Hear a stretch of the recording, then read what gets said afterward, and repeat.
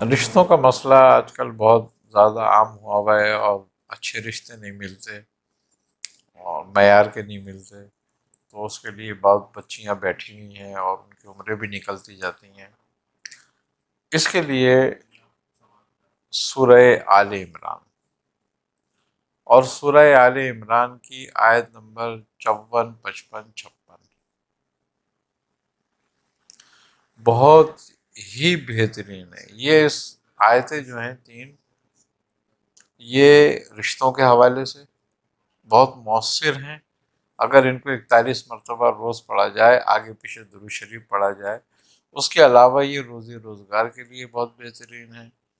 اس کے علاوہ یہ کہ کسی کی اگر تنزلی ہو گئی ہے اس کے جاب میں، اس کی یعنی کہ عہدے سے، تو اس کے لیے بھی بہت بہترین ہے۔